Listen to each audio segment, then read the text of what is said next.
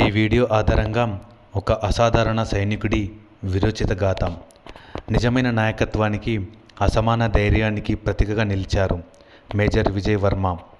Rajput regiment 44వ battalion Rashtriya రైఫిల్కు చెందిన ఈయన 2021-22 కాలంలో జమ్మూ కాశ్మీర్లో జరిగిన 10కి పైగా ఉగ్రవాద నిరోధక ఆపరేషన్లలో చురుగ్గా పాల్గొని దాదాపు 22 మంది కరడుగట్టిన ఉగ్రవాదులను మట్టుబెట్టడంలో కీలక పాత్ర పోషించారు.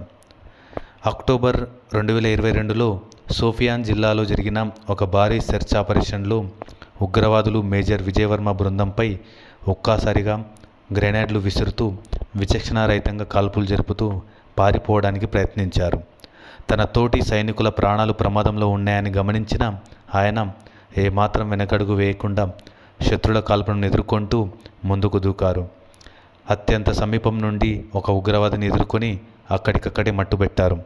ఆ వెంటనే సమీప గ్రామంలో ఉగ్రవాదుల కదలికల గురించి సమాచారం అందడంతో తన అద్భుతమైన వ్యూహాత్మక చతురతతో శత్రుల వ్యూహాన్ని తిప్పికొట్టి మరో ఉగ్రవాదిని కూడా అంతమొందించారు. ఆయన చూపిన ఈ అసాధారణ సమయస్ఫూర్తికి, నిర్పమాణమైన శౌర్యానికి గాను భారత ప్రభుత్వం ఆయనను ప్రతిష్టాత్మక శౌర్యచక్ర పురస్కారంతో గౌరవించింది.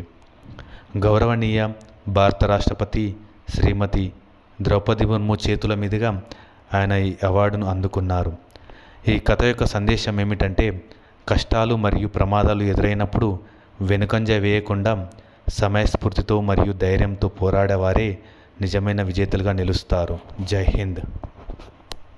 शत्रु का मुकाबला करने के सिवाय शौर्यपूर्ण कार्यों के लिए शौर्य चक्र। मेजर वर्तमान में लेफ्टिनेंट कर्नल विजय वर्मा, राजपूत रेजिमेंट 44वीं बटालियन राष्ट्रीय राइफल्स।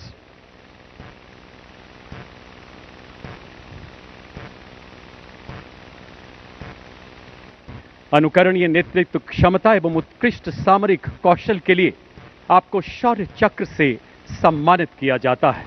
मेजर वर्तमान में लेफ्टिनेंट कर्नल विजय वर्मा।